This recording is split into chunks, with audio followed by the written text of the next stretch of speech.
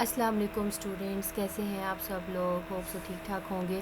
बेटा इससे पहले जो हमने लेक्चर में देखा था कोकोमो मॉडल को देखा था, ठीक है जी। कोकोमो मॉडल के फार्मूलाज, डायग्राम्स, एग्जांपल्स ईटीसी इसके फॉर्म में किया था कि हम टोटल एस्टिमेशन एफर्ट कैसे निकालेंगे, टोटल डेवलपमेंट टाइम कैसे निकालेंगे।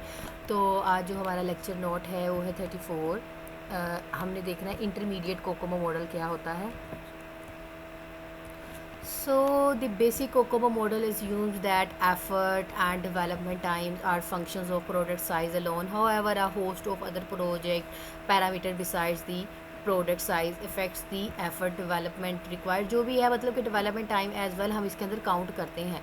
सो therefore in order to obtain the accurate estimation of effort and project duration, तो हमने अगर एक्यूरेट एस्टिमेशन और एफर्ट फाइंड आउट करनी है तो हम जो है कोकोमो मॉडल जो है इंटरमीडिएट कोकोमो मॉडल रिकॉग्नाइज करते हैं। This fact to define the initial estimation obtain using the basic Kokomo.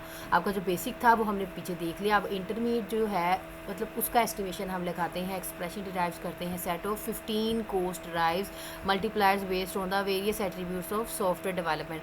For example if modern programming practices are used, अगर हम मॉडर्न प्रोग्रामिंग प्रैक्टिसेस को यूज़ करते हैं, the initial estimates are scaled downward by multiplication with the cost driver having a value less than 1। तो अगर हम assume करते हैं डाउनवर्ड तो वो वैल्यू किससे होनी चाहिए, लेस देन 1 होनी चाहिए। इफ़ देयर आर उसके बाद अगर हम उसकी स्ट्रिजेंट रिलायबिलिटी रिक्वायरमेंट को देखते हैं प्रोडक्ट की, तो इसकी इनिशियल जो है वो अपवर्ड होनी चाहिए, ठीक है जी। तो ये भी उसी रेट के मुताबिक 15 डिफरेंट पैरामीटर जो हैं एक प्रोजेक्ट को एक मतलब लार्ज स्केल के ऊपर कंप्लीट करने के लिए 1 2 3 जो हैं स्किल्स पार्टिकुलर प्रोजेक्ट्स को रिक्वायर्ड होते हैं।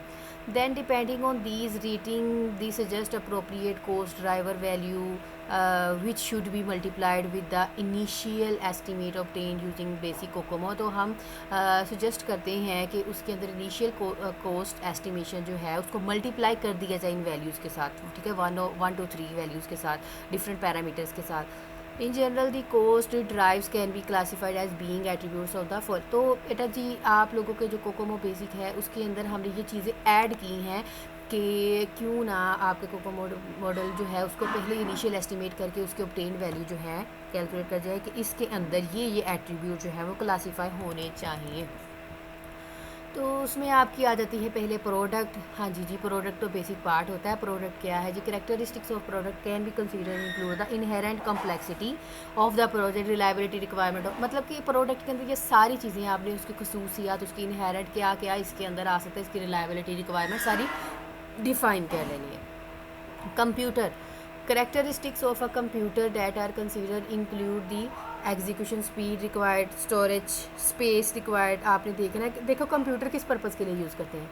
कंप्यूटर हमने काम करना है, उसकी स्पीड को देखना है, उसकी सीपीयू को देखना है, उसकी स्टोरेज को देखना है, ये रिक्वायर्ड है ईटीसी। ये सारी चीज़ें इसके अंदर चेक करेंगे। उसके बाद आते हैं आपके personal the attributes of development personnel that are considered include the experience level of personnel, programming capabilities, analysis capabilities, etc. तो पर्सनल में कोई भी यूज़र हो सकता है, लेवल ऑफ पर्सन हो सकता है, ट्रेनर हो सकते हैं, प्रोग्रामिंग कैपेबिलिटीज़ हो सकती हैं आपकी। मतलब कि पर्सनल वही चीज़ कि जिसने इसको डेवलप करना है, लिखना है, डिज़ाइन करना है, एनालिसिस करना है, ईटीसी।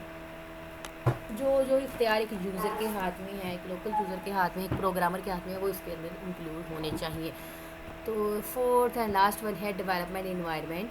तो डेवलपमेंट इन्वायरमेंट देखिए, आप जिस जगह पे बैठे अपनी डेवलपमेंट कर रहे हैं तो क्या वहाँ पे डेवलपर्स अवेलेबल हैं, क्या वो उसके अंदर वो चीज़ें हैं जो वो काम कर सकता है। एन इम्पोर्टेंट पैरामीटर इसके अंदर जो कंसीडर किया जाता है वो है जी सोफिस्टिकेशन ऑफ ऑटोमेशन। जैसे कि केस स्टडीज़ वगैरह होती हैं, केस टूल्स होते हैं सॉफ्टवेयर डेवलपमेंट के अंदर, कि मतलब वो हर एक चीज़ को करने की एबिलिटी रखता है, चैलेंजेस को एक्सेप्ट करता है कि नहीं करता। ओके, देन आता है आपका कंप्लीट कोकोमो मॉडल। तो major shortcoming of both basic and intermediate COCOMO model is that they consider a software project as a single homogeneous entity. ऐसे ही है ना कि आपके ये दोनों में प्रॉब्लम थी बेसिक और इंटरमीडिएट के अंदर, कि हम कंसीडर करते हैं जो आपका सॉफ्टवेयर प्रोडक्ट है वो as a single homogeneous activities को शो करें। होमोजीनियस सेम होते हैं, ठीक है, सेम टाइप के। However, more large system are made up several smaller subsystem.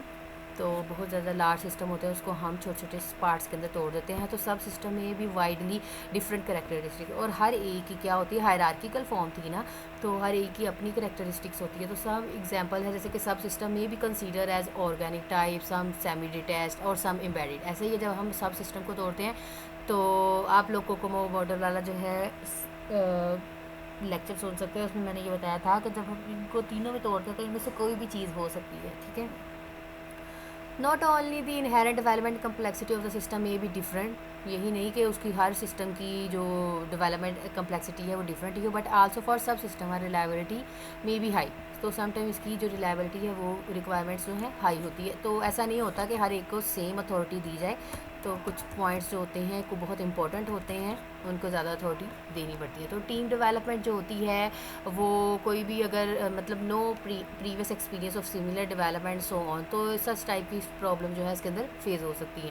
The complete COCOMO model consider these differences in characteristics of सब सिस्टम। तो ये जो प्रीवियस मिस्टेक्स थी इसके अंदर आपके बेसिक और इंटरमीडिएट के अंदर, तो आपका जो कंप्लीट कोकोमो मॉडल है उसने इस डिफरेंस को कंप्लीट किया, जैसे कि एस्टिमेशन ऑफ एफर्ट वगैरह and development size and sum of the estimation individual सब सिस्टम। मतलब इसमें हर एक इंडिविजुअल सब सिस्टम की एफर्ट को क्या किया जा रहा है और डेवलपमेंट टाइम को क्या किया जा रहा है, एस्टिमेट लगाया जा रहा है और सम अप किया जा रहा है हर एक इंडिविजुअल के। द कॉस्ट ऑफ ईच सब सिस्टम इज़ एस्टिमेटेड सेपरेटली, उसमें एस्टिमेटेड सेपरेटली नहीं लगाया जाता है, इसमें सेपरेट जो है वो एस्टिमेट लगाया जा सकता है। This approach reduces the margin of errors and the final estimation. और यहाँ पे ये फ़ायदा है कि हम क्यों सारा कंबाइन करके नहीं एफर्ट टाइम निकाल रहे, हम एस्टिमेशन टाइम बाद में निकालेंगे, पहले सबकी इंडिविजुअल जो है वो हर चीज़ की इंडिविजुअल एफर्ट निकाल रहे हैं, इंडिविजुअल हम टाइम डेवलपमेंट निकाल रहे हैं, दैन उसको जमा कर रहे हैं और एस्टिमेट कर रहे हैं।